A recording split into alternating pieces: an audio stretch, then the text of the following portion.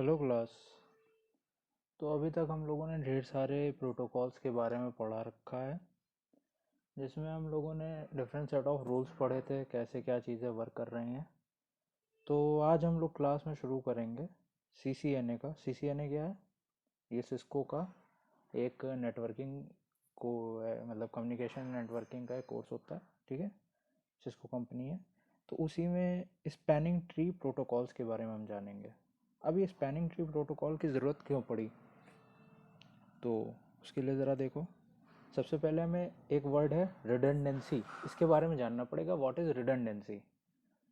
उसके बाद क्या क्या एलिमेंट होते हैं उसमें, स्ट्रोम्स क्या होते हैं, मतलब कि ब्रॉडकास्ट हो रहा है तो कहाँ कहाँ शूट हो रहा है डेटा, उसके बारे में जानेंगे। फ्रेम्स कौन कौन से होते हैं उसके बारे में हम लोग जानेंगे। मैक एड्रेस और इसके आईपी एड्रेस, इसका क्या रिलेशन होता है, इसके बारे में हम लोग आगे बात करेंगे। रिडंडेंट टोपोलॉजीज कौन कौन सी होती हैं, जैसे कि spanning tree protocol and reverse spanning. तो दो तरह की होती हैं, उसको भी मैं आगे डिस्कस करूंगा। देखो यहाँ पे लिखा हुआ है लास्ट में, compare spanning tree protocol and rapid spanning tree protocol. उनके ऑर्डर के बारे में जानना है, ब्रिज के बारे में जानना है, तो ऐसी चीज़ें आगे बढ़ेंगी, ठीक है। अब रिडंडेंसी क्या है। सबसे पहले रिडंडेंसी जानने से पहले हमें ये जानना पड़ेगा रिडंडेंसी कहाँ यूज़ होता है। मतलब जैसे आप बेसिक एग्जांपल में लेता हूँ कि एक सिटी है, ठीक है। उस सिटी से किसी दूसरी सिटी को कनेक्ट करने के लिए केवल एक रास्ता है, ठीक। अब उस एक रास्ते में ट्रक भी जा रहे हैं, कार भी जा रही, साइकिल भी जा रही है। अब आप ये बताओ, जैसे आप ट्रक जा रहा है और ढेर सारी साइकिल आ गई, तो एक्सीडेंट होने के चांसेस बढ़ जाएंगे। या कार आ गई और ट्रक भी जा रहा है उसी रोड पे, ट्रक की स्पीड ज़्यादा है, कार की स्पीड भी ज़्यादा है, साइकिल वाला उतनी स्पीड मेंटेन नहीं कर पा रहा, कुछ गैप हो गया स्पीड में, टाइम में, जिस वजह से एक्सीडेंट होने के खतरे हो सकते हैं। उस चीज़ को ना होने पाए, हम लोग की गवर्नमेंट ने या हम लोग के जो कंस्ट्रक्टर होते हैं, डिज़ाइनर होते हैं, उन्होंने एक ऐसा डिज़ाइन बनाया कि हाईवे बना दिया, 4 लेन हाईवे बना दिया। अलग से एक फुटपाथ अलग बन गया, साइकिल वॉक अलग बन गया, साइकिल पाथ अलग बन गया। तो उससे क्या होता है, एक ही रूट पे, मतलब अगर मुझे एक सिटी से दूसरे सिटी जाना है तो वहाँ जाने के लिए डिफरेंट व्हीकल्स के डिफरेंट रूट्स अवेलेबल हैं। To cross a particular destination, to reach a particular destination, you will get a lot of paths to move through. Is that okay? तो मतलब कहने का ये है कि एक ही जगह को दूसरी जगह पहुंचाने के लिए हमने ढेर सारे रास्ते से कनेक्ट किया। अब वो नेटवर्क तो देखो एक ही हमें कनेक्ट करना है, ठीक है, लेकिन पाथ अलग अलग है। तो उस अलग अलग पाथ को हम लोग कहते हैं रिडंडेंट पाथ, मतलब कि नॉर्मल से ज़्यादा, ठीक है। तो रिडंडेंस, ये देखो लास्ट में लिखा हुआ है, redundance means is to the excess or exceeding what is usually or natural. अब नेचुरल से ज़्यादा जो भी होगा उसको हम रिडंडेंट कहेंगे, ठीक है। ये कुछ पॉइंट्स हैं रिडंडेंसी में। Achieve such a high goal required extremely reliable network, network reliable होना चाहिए, ठीक है। Reliability in the network is achieve by reliable equipment and by designing network that are tolerant to failures and fault. Failure और fault नहीं होना चाहिए उस network में। Network is designed to reconverge rapidly so that the fault is bypassed। अभी reconverge का मतलब क्या हुआ, अगर मैं रोड से ही बात करता हूँ, अगर रोड में कहीं आगे एक्सीडेंट हो गया, ठीक है, तो एक साइड पॉकेट निकाली जाती है, मतलब साइड रोड होती है। वो आपको हर किलोमीटर के आगे, हर किलोमीटर या 10 किलोमीटर एक डिस्टेंस उन्होंने बना दिया कि इससे इतने इतने डिस्टेंस में कट दे देते हैं हाईवे में, कि अगर मान लो आगे रोड ब्लॉक हो गई तो आप नीचे से कट क्रॉस करके कहीं और दूसरा पाथ पकड़ लो। तो उसको क्या कहते हैं, रिकन्वर्ज रैपिडली। ऐसे ही नेटवर्क में भी यही चीज़ होती है, ठीक है। तो ये सब चीज़ें चलती हैं। फॉल्ट टॉलरेंस मतलब कोई भी फॉल्ट हो तो उसको अचीव कैसे किया जाए, उसको रिड्यूस कैसे किया जाए, उसको टॉलरेट कैसे किया जाए फॉल्ट को। अब वही चीज़ मैंने यहाँ पे देखिए दिखाई है, जैसे ये एक सिटी का मैप है। यहाँ आप देख सकते हो कैम्बल रोड करके है, कैम्बल है, फिर यहाँ नॉर्थ पे कुछ दे रखा है, ठीक है। ये कोई ऑलिव पार्क है। तो इस तरह से ये पूरा मैप बना दिया है। अब यहाँ आप देख सकते हो कि एक रूट से दूसरे, मतलब एक सोर्स से किसी भी सोर्स को पकड़ लो, जैसे यहाँ पे ये नीचे साइड देख रहे हो ग्रांड कैडन करके रोड है, तो इसको अगर मुझे यहाँ पे ले जाना है कुछ N32 के आसपास, तो यहाँ से जाने के लिए देखिए कितनी रोड्स बनाई गई हैं। आप किसी भी पाथ को पकड़ के उस रास्ते पे आगे बढ़ सकते हो, ठीक है। तो इसी तरह ये इसको कहेंगे रिडंडेंट टोपोलॉजी एक तरह से। अब जैसे देखो, एक ही टाउन सेंटर को स्क्रब से कनेक्ट करने के लिए एक ब्रिज लगा है। अब यहाँ देखो रिडंडेंट ब्रिज के अगर वन ब्रिज है तो उस केस का ये फिगर एक है। वैसे ही ये नेटवर्क की तरह समझो आप इसको, ये नेटवर्क ब्रिज है एक तरह से। इन्होंने एग्जाम्पल जो दिखाया रोड के फॉर्म में दिखाया, बट इसको आप नेटवर्क ब्रिज समझ सकते हो। ब्रिज मैंने बताया था स्विच ब्रिज और राउटर्स, उसमें ब्रिज का एक पॉइंट आया था। तो वैसे अब यहाँ देखो दो ब्रिज लगा दिए, पाथ तो एक ही है। ये क्या है, ये एक तरह का लैन नेटवर्क है, ये दूसरा लैन नेटवर्क है, दोनों का आपस में लैन सॉरी इट्स अ वैन नेटवर्क, क्लाउड नेटवर्क है ना, तो ये इंटरनेट है। तो ये दो तरह के वैन नेटवर्क को कनेक्ट करने के लिए मैंने क्या लगाया, दो ब्रिज का यूज़ किया, ठीक है। दो ब्रिज का यूज़ किया मतलब एक अगर ख़राब हो जाए तो हम दूसरे से जा सकें। A network of road is global example of redundant topology, ठीक है। If one road is closed to repair, there is likely an alternative route to the destination, मतलब दूसरा डेस्टिनेशन जाने के लिए दूसरा रूट आपके पास तुरंत अवेलेबल हो जाए जैसे ही एक रूट खराब हो जाए। नेक्स्ट बात करते हैं ट्रैफिक किस टाइप के होते हैं, ठीक है। अब देखो ये 2 लेवल का एक नेटवर्क है, ये आप देख सकते हो, ये क्या है, स्विच है, ठीक। ये अलग अलग स्विच है। उसमें क्या होता था, होस्ट एड्रेस, होस्ट एक्स का एड्रेस, होस्ट वाई का एड्रेस एंड डेटा।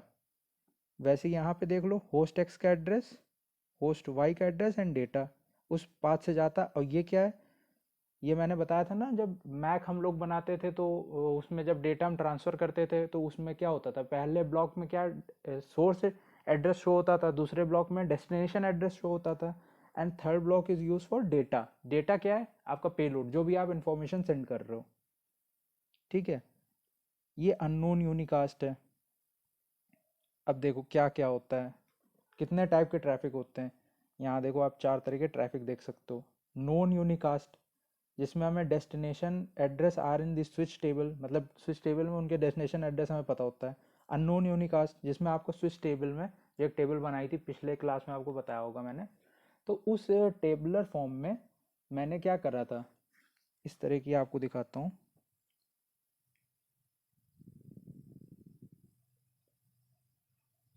ऐसे करके एक टेबल टाइप की बनाई थी मैंने, जिसमें source address and different address का मेंशन किया था कैसे क्या होता है, ठीक है। तो अब आगे बढ़ते हैं।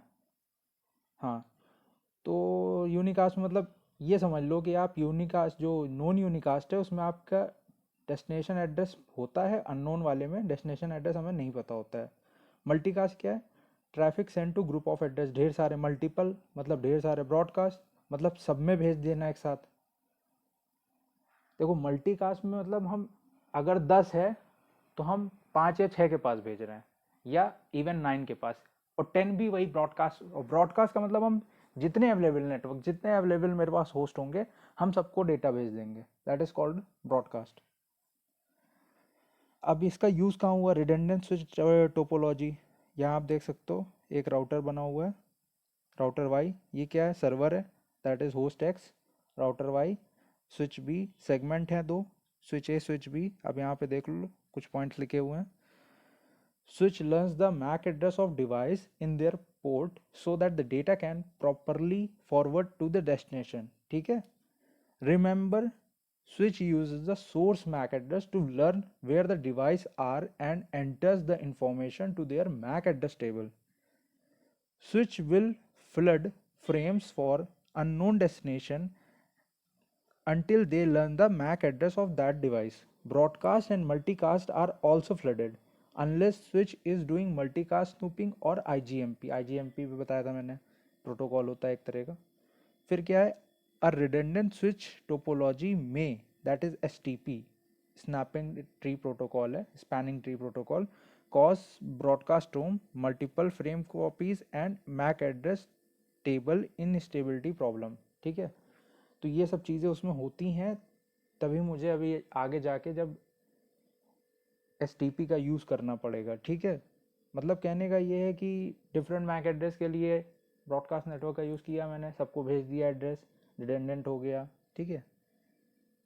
अब ये तो हो गया आपका रिडंडेंट स्विच टोपोलॉजी, ये फिगर आप बना लीजिएगा ये वाला, ठीक है। फिर आता है ब्रॉडकास्ट स्ट्रोम, ये फिगर आप इसका स्क्रीनशॉट ले लो। ब्रॉडकास्ट नेटवर्क है, ढेर सारे देख सकते हो, यहाँ से ब्रॉडकास्ट हो रहा है सेंटर से, सेगमेंट 1 है, सेगमेंट 2 है, अलग अलग नेटवर्क कनेक्टेड है, अलग अलग स्विच से राउटर से कनेक्टेड है। ब्रॉडकास्ट स्ट्रोम की डेफिनेशन ये है, a state in which a message that has been broadcast across a network result in even more responses and each response result in still more response in a snowball effect। मतलब एक के लिए दूसरा, दूसरे से तीसरा, चौथा, ठीक है, मतलब एक का दो, दो का चार, चार का आठ, आठ का 16, इस टाइप से ब्रॉडकास्ट होता रहता है, स्ट्रोम टाइप का क्रिएट हो जाता है। यहाँ उसका देखो डिटेल में पॉइंट्स लिखे हुए हैं। A broadcast home because spanning tree protocol is not enabled। अब यहाँ पे STP मैंने इनेबल नहीं किया था, तभी ये प्रॉब्लम आ रही थी, ठीक है। Broadcast and multicast can cause problem in switch network if host X send a broadcast like ARP address resolution protocol request for the layer 2 address of the router, then switch A will forward the broadcast to all ports, ठीक है। Switch B being on the same segment also forward the broadcast, दोनों broadcast forward कर रहे हैं, ठीक है। Switch B sees all the broadcast that switch A forward and switch A sees all the broadcast that switch B forward। मतलब देखो दोनों चीज़ें आपस में देख रहा है, ठीक है। यहाँ प्रॉब्लम हो रही है, A B का भी देख रहा है और B A का भी देख रहा है। Switch A sees the broadcast and forward them. Switch B sees the broadcast and forward them. The switch continue to propagate broadcast traffic over and over. This is called as broadcast storm। तो ठीक है, broadcast storm आप लोग समझ चुके हो, ठीक है। ये मैंने बता दिया, स्विच ए बी का भी देख सकता है, बी ए का भी देख सकता है। तो अब बात करते हैं मल्टीपल फ्रेम ट्रांसमिशन, मतलब एक टाइम पे ढेर सारे फ्रेम का कैसे ट्रांसमिशन होता है। In a redundant switch network, it is possible for an end device to receive multiple frames। मतलब एक end device होगी, जैसे कि आप यहाँ फिगर पे देख रहे हो। अब यहाँ पे end device राउटर Y है, ठीक है। अलग अलग पाथ से देखो, यहाँ से अलग अलग फ्रेम, यहाँ से जाके ये पहुँच रहा है, एक ये डायरेक्ट पहुँच रहा है। इस तरह ये नेटवर्क काम कर रहा है, सर्वर टू राउटर Y को कनेक्ट कर रहा है। That is known as unicast. यहाँ से यूनिकास्ट हो रहा है, देख सकते हो। तो ये चीज़ें काम कर रही हैं। एजम्पशन इसमें क्या क्या, इस पहले तो ये फिगर आप बना लेना मल्टीपल फ्रेम ट्रांसमिशन के लिए, ठीक है।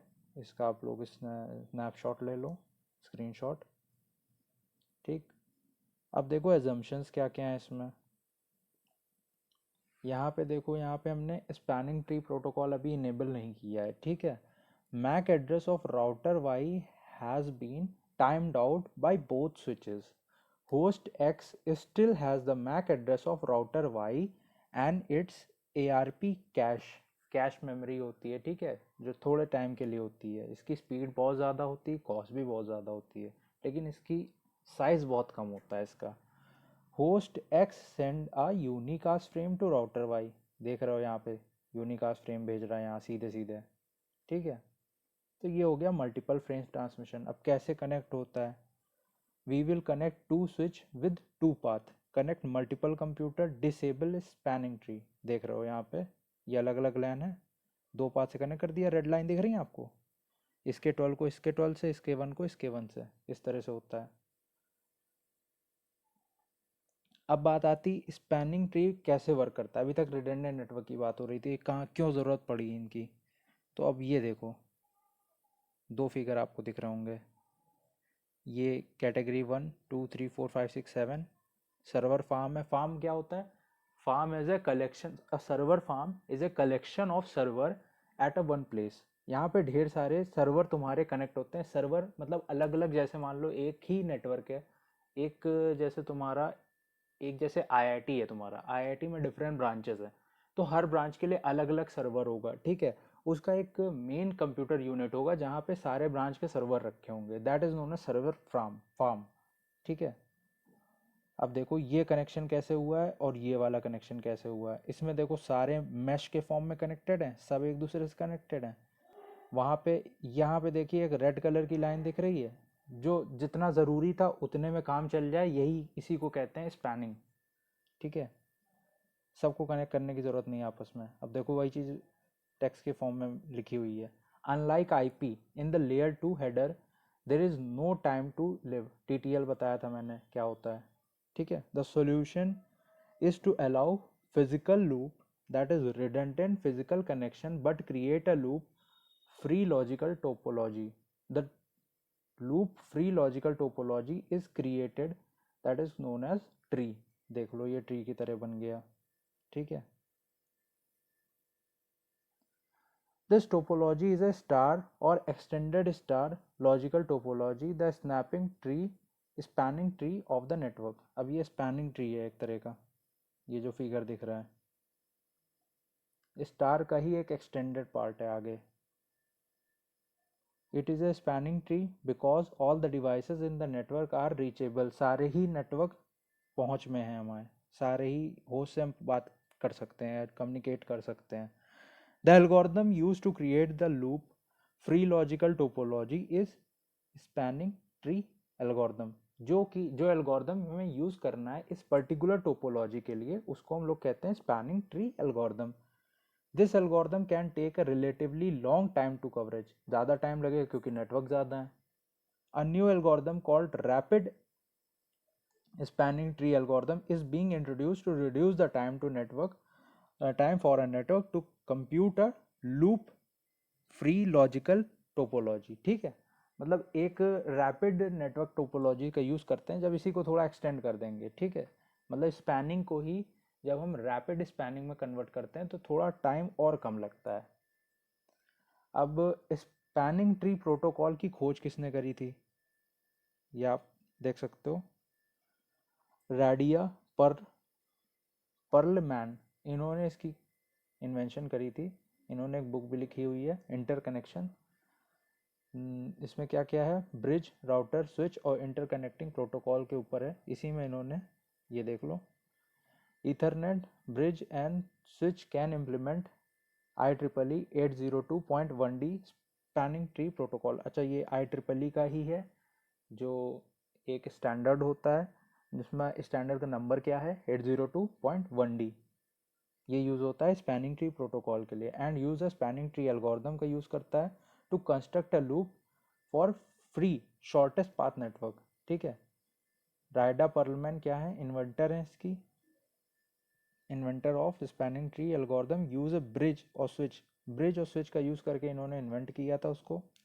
ठीक है, ये सब उनके बारे में लिखा है यहाँ पे, आप वेबसाइट पे जाके इनका डिटेल में स्टडी कर सकते हो। इसमें इस बुक में इन्होंने पर्टिकुलरली स्विच और राउटर का यूज़ करके कैसे इसको स्पैनिंग ट्री और रैपिड स्पैनिंग ट्री को कैसे अचीव किया जाता है, इसके बारे में बहुत डिटेल और एक अच्छा एनालिसिस इन्होंने अपनी बुक में लिख रखा है। अब देखो स्पैनिंग ट्री प्रोटोकॉल में थोड़ा लिख सकते हो। स्पैनिंग ट्री में ये पॉइंट्स बहुत इंपॉर्टेंट है। Shortest path is based on cumulative link cost. जिस हिसाब से कॉस्ट होगी पाथ की, उसी हिसाब से वो पाथ चुना जाएगा। Link cost are based on speed of link. जाहिर सी बात है, जितनी ज़्यादा स्पीड होगी उतनी ज़्यादा कॉस्ट होगी, जितनी कम स्पीड होगी उतनी कम कॉस्ट होगी। अब that will depend upon the trade off your network. मतलब आपके नेटवर्क का क्या ट्रेड ऑफ है, आपका क्या बजट है, आपकी बैंडविड्थ का क्या बजट है, उस हिसाब से आपको उस पर्टिकुलर पाथ पे, उस पर्टिकुलर स्पीड पे वो एल्गोरिदम यूज़ करनी है कि आपको पूरा का पूरा नेटवर्क यूज़ करना है, वो सब आपकी कॉस्ट पे डिपेंड करेगा। ठीक है, the spanning tree establish a root node called as root bridge.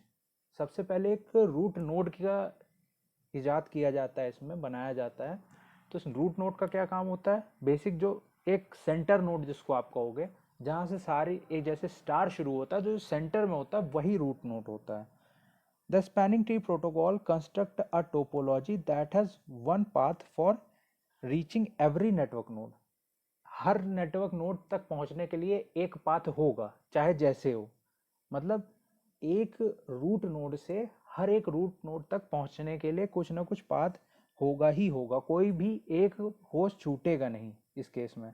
The resultant tree originate from root bridge से ही निकलेगा। Redundant link that are not part of the shortest part tree are blocked, जो कि short path में नहीं आ रही होंगी, जो ज़्यादा लंबी होंगी उसको ये ब्लॉक कर देगा। कैसे एलिमिनेट करता है ये देख सकते हो, ये रूट ब्रिज है एक, देख लो ये फिगर बनाया हुआ है, सबकी अलग अलग कॉस्ट लिखी है, इन्होंने नंबर के फॉर्म में कॉस्ट को डिनोट किया है, ठीक है। यहाँ इसको ये ज़्यादा एक्स्ट्रा लग रहा था तो इसने इसको एलिमिनेट कर दिया, ठीक है। ऐसे चलती चीज़ें, ये देखो एक पाथ चल रहा था यहाँ पे, दूसरे की ज़रूरत नहीं पड़ी तो उसे ब्लॉक कर दिया। कहने का मतलब ये है स्पैनिंग ट्री का वहाँ यूज़ हुआ जहाँ रिडेंडेंसी ऑफ द नेटवर्क को मुझे रिड्यूस करना था। मुझे एक शॉर्टेस्ट पाथ से काम चल रहा है तो मैं क्यों लंबा पाथ लेके जाऊँ, इसलिए हमेशा एक शॉर्टेस्ट पाथ का यूज़ करके दूसरे पाथ को डिसेबल कर देते हैं। मतलब वहाँ पे हम डेटा का यूटिलाइजेशन नहीं करेंगे, उस नेटवर्क का हम लोग यूटिलाइजेशन नहीं करेंगे। इसी में कुछ और पॉइंट्स हैं।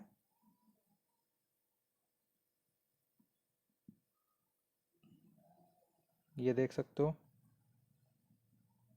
Root B I D that is bridge, root path cost, sender bridge, port ID, ये वही वाला फिगर है पीछे वाला।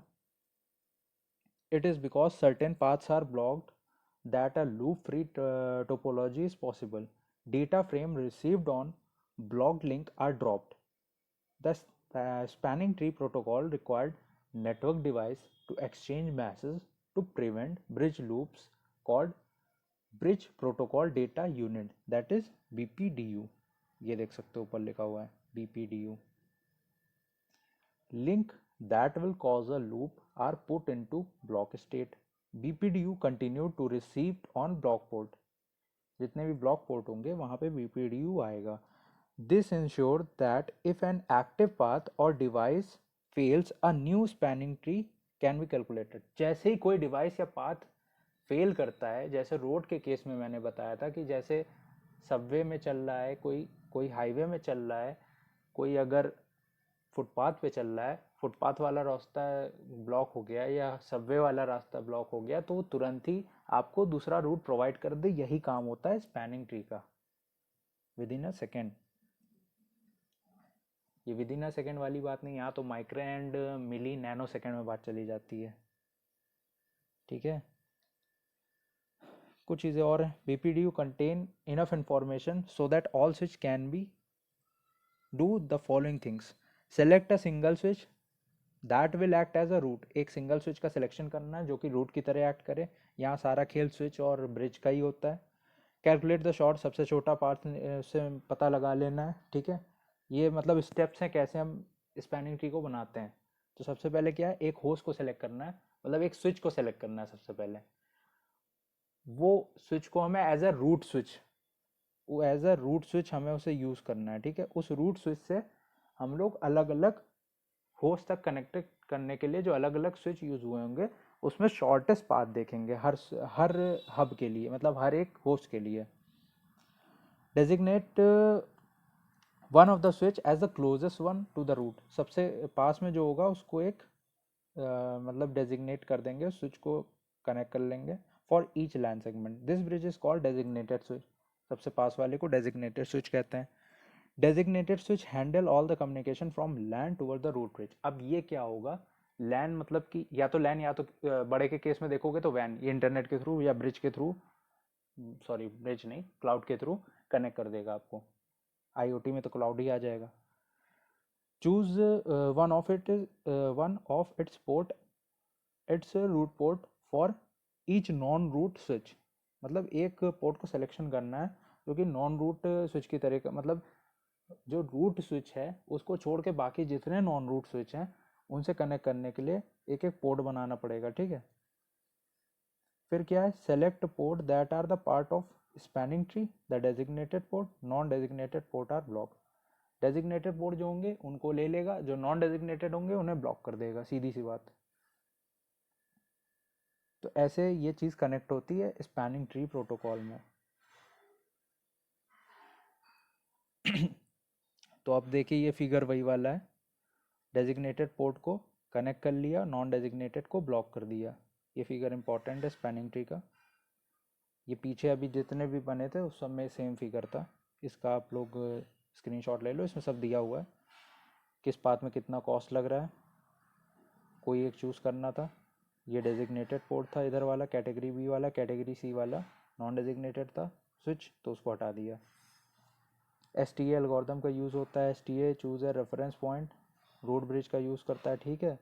ये शॉर्ट में एस टी ए की समरी टाइप का है, अगर आपको एक बार में देखना हो क्या क्या इसमें इंपॉर्टेंट हो गया। पहले तो ये एल्गोरिथम कौन सी यूज़ करता है, उसके बाद क्या क्या ब्रिज, कौन कौन सा पहले रूट ब्रिज लेता है, उसके बाद पाथ डिफाइन करता है, designated path and non designated path, designated path को सेलेक्ट कर देता है, नॉन डेजिग्नेटेड पाथ को रिजेक्ट कर देता है, फिर कैलकुलेशन करता है ब्रिज आईडी की, कौन सा ब्रिज सेलेक्ट करना है, देन पाथ कॉस्ट। एक तरह से समरी हो गई इसकी। ब्रिज आईडी क्या है, ब्रिज आईडी भी एक तरह से आपका पूरा उसका फॉर्मेट होता है किस तरह से। ये 8 बिट की पूरी आईडी होती है, जिसमें पहला होता है ब्रिज की प्रायोरिटी, एंड सेकंड होता है उस ब्रिज का मैक एड्रेस। देख सकते हो आप प्रायोरिटी की रेंज यहाँ पे लिख रखी है 0 से 65,535 तक, डिफ़ॉल्ट वैल्यू होती है 32,768। ये इतना इंपॉर्टेंट नहीं है आपके एग्ज़ाम पॉइंट ऑफ व्यू से, लेकिन इसको आप एज अ जनरल इंफॉर्मेशन के तौर पे देख सकते हो।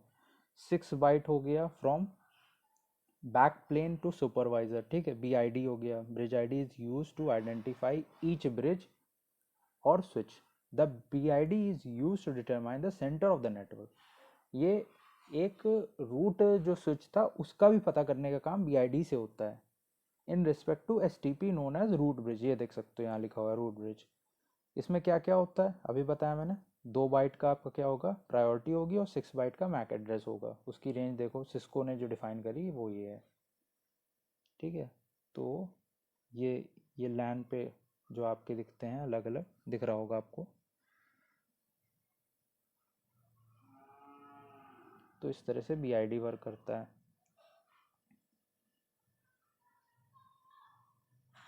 लोवेस्ट ब्रिज आईडी रूट होती है, और हाईएस्ट आपके जो वो अलग अलग उनके मैक में आ जाएंगे, अलग अलग जो होस्ट होंगे। If all the device have the same priority, then the bridge will the lowest MAC address become the root bridge। सबकी अगर प्रायोरिटी सेम होगी तो जो लोवेस्ट मैक एड्रेस होगा वही आपका रूट होगा। पता लगाने का तरीका है, ठीक है। कुछ इस तरह से आपका जो नेटवर्क ऑपरेटिंग सिस्टम में जो डिफ़ाइन करेंगे इसको इस तरह से लिखते हैं, उसका सिंटेक्स है ये है। स्पैनिंग ट्री आपने इनेबल कर दिया IEEE वाला, फिर रूट आईडी आपने कौन सी लेनी थी वो लिखा, एड्रेस आपने लिखा, उसके बाद कॉस्ट, फिर पोर्ट, इस तरह से चीज़ें चलती रहती हैं। जिसको एलिमिनेट कर दिया वो यहाँ पे दिख रहा है, ठीक है। पाथ की कॉस्ट की बात कर लेते हैं। अब देखो अलग अलग की अलग अलग कॉस्ट होगी। अगर हम 10 Gbps में जाएंगे तो कॉस्ट हमारी इतनी होगी, वैसे इसकी 1 होगी, 4 है, 1 है, फिर 100 Mbps में गए, 10 Mbps में गए, तो इस तरह से चीज़ें चलती हैं, ठीक है। यहाँ देखो बैंडविड्थ के हिसाब से कॉस्ट दे रखी है।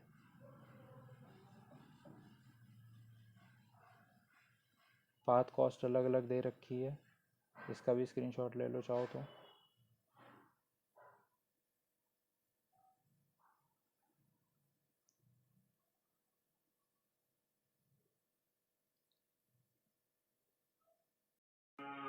तो अभी तक हमने स्पैनिंग ट्री के बारे में कंप्लीट बातें जान ली। अब आता है आपका rapid spanning tree protocol.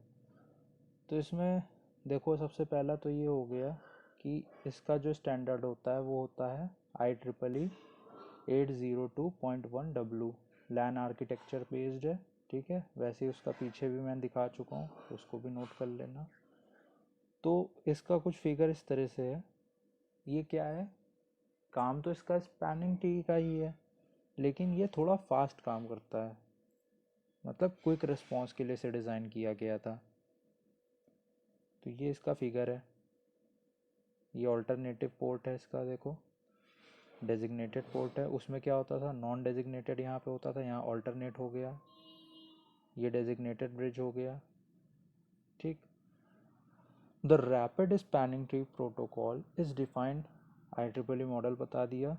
The standard and protocol introduce the following: clarification of port state and roles, definition of set of link types that can go to forwarding state rapidly, concept of allowing switch in a converged network to generate their own BPDUs rather than rely on root bridge. अब यहाँ root bridge पे मतलब टिके रहने की ज़रूरत नहीं है, आप तुरंत कन्वर्ज नेटवर्क को आप सिग्नल भेज के सारे स्विच को एक्टिव और डीएक्टिवेट कर सकते हो. The blocked state of the port has been renamed as discarding stage. Block stage अब नहीं है यहाँ पे, अब उसको डिस्कार्ड स्टेज कहते हैं. ठीक है, किस तरह की लिंक होती हैं ये देख सकते हो आप, एक फिगर है, ये देखो, ये रूट ब्रिज है यहाँ पे, यहाँ से ये रूट ब्रिज से कनेक्शन स्टार्ट हो गया. ये क्या आया, सेकेंडरी स्विच आया, 3 होस्ट कनेक्टेड है. फिर ये लिंक टाइप है, शेयरिंग की गई. यहाँ पे देखो 2 होस्ट कनेक्टेड है, एज टाइप है, मतलब उसी एज पे ही कनेक्ट है. अब यहाँ जैसे यहाँ 3 कनेक्शन हमने ले लिए थे इस जगह, लेकिन यहाँ पे 3 कनेक्शन ना लेने की जगह यहाँ पे एक हमने और उसी को आगे बढ़ा दिया. एज टाइप शेयरिंग हो रही है, एक हब लगा है, फिर उसके बाद फिर कनेक्शन है. ऐसे यहाँ पे स्विच में ये लिंक टाइप में ऐसे शेयरिंग होती है, और ये एज टाइप शेयरिंग है. डिफरेंस समझ रहे हो यहाँ पे, ये एक ही लिंक से कनेक्टेड है सारे, और यहाँ एज शेयर मतलब एक एज से कनेक्टेड है. Link type have been defined as point to point, edge type and shared. तो ये 3 तरह से इसका डेफिनेशन है: पॉइंट टू पॉइंट शेयरिंग, फिर आती है आपकी edge type and share type. These changes allows failure of the link in switch network to learn rapidly. Point-to-point link and S-type link can go to the forwarding stage immediately. तुरंत जा सकता है next stage पे, root पे जाने की ज़रूरत नहीं है. अभी पीछे बताया, network converge does not need to be any longer than 15 second without any changes. मतलब 15 सेकेंड से 15 सेकंड तक वेट करने की ज़रूरत नहीं पड़ती. इस केस में तुरंत ही आप चेंज कर सकते हो, लेकिन पहले क्या होता था, पहले थोड़ा वेट करना पड़ता था. Rapid spanning tree protocol IEEE 802.1W will eventually replace the snapping. अच्छा हाँ, अब ये आने की वजह से ये वाला तो रिप्लेस हो ही जाएगा, क्योंकि हमें फास्ट नेटवर्क चाहिए, तो इससे कोई मतलब ही नहीं बनता. ये देख सकते हो, इसका पोर्ट स्टेज के बारे में कुछ लिखा हुआ है, कब ये डिस्कार्ड करेगा, कब ये ब्लॉक करेगा, उस केस में पोर्ट अवेलेबल एक्टिविटी होगी कि नहीं, एक्टिव टोपोलॉजी होगी कि नहीं, इस port learning MAC address yes और नो. इस तरह से पूरा एक ट्रुथ टेबल टाइप का बना दिया इन्होंने. ठीक है, तो आज के लिए यहीं तक रखते हैं. तो आज हमने 2 टॉपिक कर लिए हैं. पहला कर लिया स्पैनिंग ट्री प्रोटोकॉल, दूसरा कर लिया रैपिड स्पैनिंग ट्री प्रोटोकॉल. अब इसके बाद जो भी चीज़ें बचेंगी नेक्स्ट क्लास में ऐड ऑन करता चलूँगा. तब तक के लिए स्टे हेल्दी और देखते रहिए.